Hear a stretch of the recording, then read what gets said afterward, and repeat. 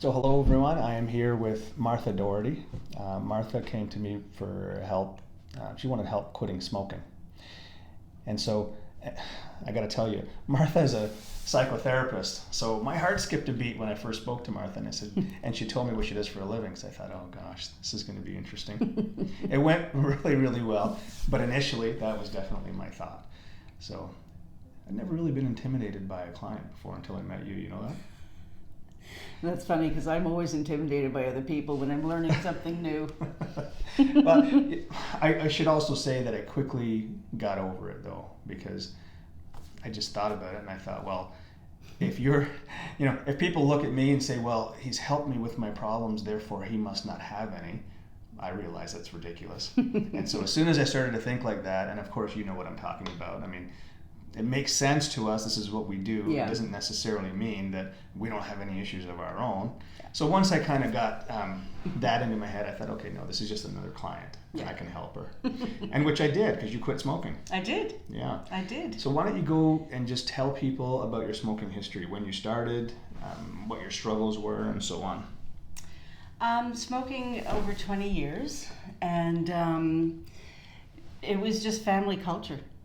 Everybody smoked. I remember we'd be packed into the car, station wagon. There'd be 11 or 12 of us, the dogs, the cats, and everybody smoking. Mm-hmm. And it was just the way it was. And knowing how unhealthy it was for me, and feeling stuck between this is awful, and at times really enjoying it, and at times just feeling like, oh my God, I'm just doing this, and not feeling like I had enough inner resources to stop on my own. Mm-hmm. Had tried many times. And at one point you had success, and you actually stopped smoking for 2 decades. Yeah. And then you started again, Yeah. and by the time you came to me, you'd been smoking for another 2 decades, 20 years. Yeah. And so now describe the process, because it was a little bit different for you. Yeah. What I typically see is right after the first session, people don't smoke anymore. In your case, it was a little bit different. So can you quickly just describe how it was for you? Yeah. After the first session, I felt really empowered and very good. And then we had a situation come up that took me completely by surprise. And so I started smoking again. This was after the first session? After the first session, yeah. But before the second one? Yeah. Okay. Yeah. And full-time smoking, or just? No, I didn't go back to what I had been. It had been really reduced. So drastically reduced, but smoking nonetheless. But still smoking and feeling really awful.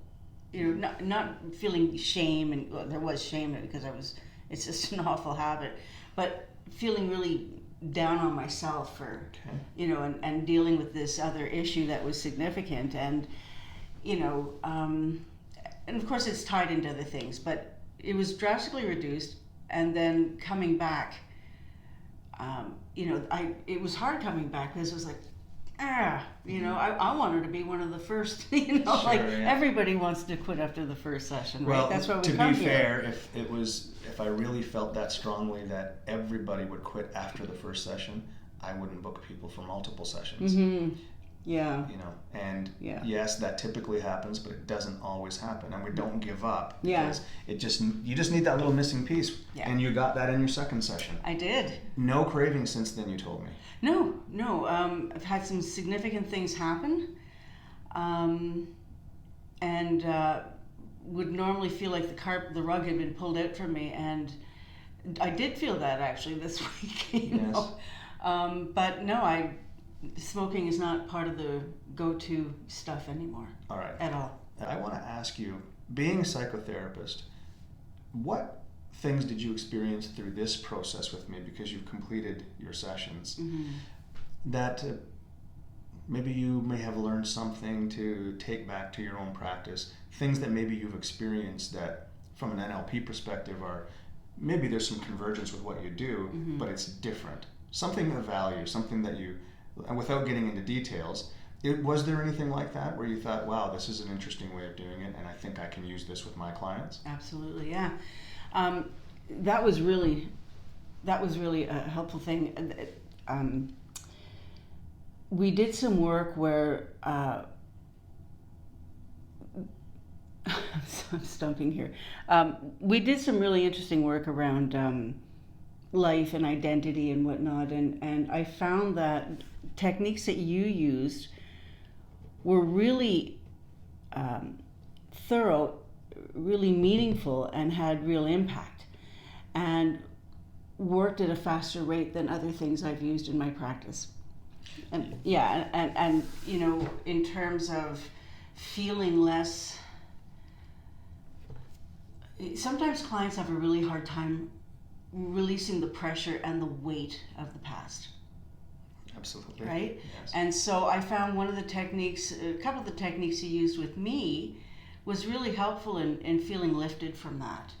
You know, not feeling consumed by that anymore. And really made a significant change then in how I was able to see myself and respond to things. So that was Awesome. really powerful, yeah. And I'll be stealing that.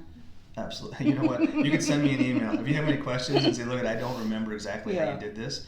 Considering what you do for a living, and that you're going to help people with this, I mean, that's perfectly fine. I'd be happy to help. Great. Now let's talk about the one thing that is really, really different in the approach that I take versus traditional talk therapy is people can deal with their issues in a content-free way, which means they can give me as much detail as they feel comfortable sharing, but they don't have to come in here and then tell me about their deepest, darkest secrets of the past and the painful ones. They have to visit them, but they have to visit them in their imagination. And that's one of the things that I think is really, really valuable in this process. What's your opinion? Do you agree with that?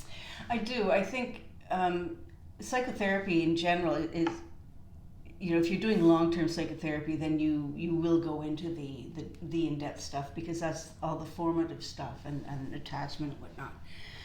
But modern psychotherapy now, we don't have the time to do that. And so I'm trained in an old school way where we do that. And so that often hinders in short-term sessions what I need to do. So the techniques I learned from you and that I experienced, I have a felt experience of what you do. And so that has really opened some ideas for me and windows of how differently I can use these techniques with my clients.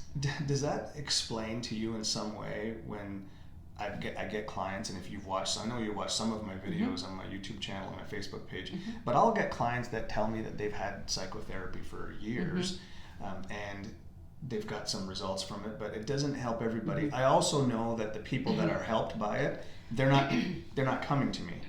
Right? So I understand that. The people that are coming to me are the ones that have tried that and they've got limited results, and then they come here and then they say, "Wow, my world has completely changed, and you did it like that." Now that you've gone through this process, does that seem more believable to you? Because I'm sure at the beginning you might have been questioning, like, how is this possible? Yeah. I did question that, and you know, and that's why it was so good to have my own experiential moment here. But you know, and psychotherapy, it depends on what people are going into psychotherapy, what's in their mind about it. There's often tremendous lack of understanding of what psychotherapy actually is. So people are far more defensive a lot of times coming in, or they come in feeling so wounded and so low.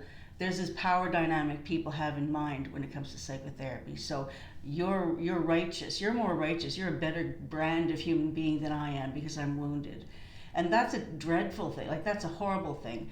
And one of the things I liked about what we did here was that power dynamic isn't there. Absolutely. So it takes away some of the defenses that are naturally built up.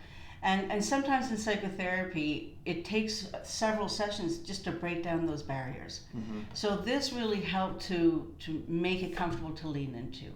You know, first session was really effective. It was hard to sort of sit and just sort of listen at first until we started doing. And then I thought, oh, this is really working with story and my story of myself. Yes. Right? And so it's really wonderful techniques in that kind of approach. Wonderful stuff. Excellent. Wow, that's really great. I went from being intimidated by you to just sitting quietly listening to you say all kinds of wonderful things about this experience. Isn't that something? Well, and it's true. You know, I'm not, I have nothing to gain by buttering your bread, so to speak. It's just been a really very powerful experience, and it's one I'm grateful. It's been timely, given how rocky the fall has been. You know, not just with stresses over COVID, but certainly, you know, life events that have unfolded. Mm-hmm. So it's been very timely for me because I'm sitting here today, you know, after 3 months of family crisis and employment crisis, and I'm still feeling really optimistic about what I'm going to be doing next week. Mm-hmm. You know, and smoking's not even a part of it. That's fantastic. So it's had further reaching implications, not just that I don't want to smoke, but I feel more aligned in grounded in my own sense at this point. You know, when things happen, everything goes up in the air. I had Tuesday night was, you know, challenging. If I was going to smoke, it would have been Tuesday night, Mm-hmm. you know, and I didn't. Yeah. It didn't even cross my mind, and that's what's so freeing.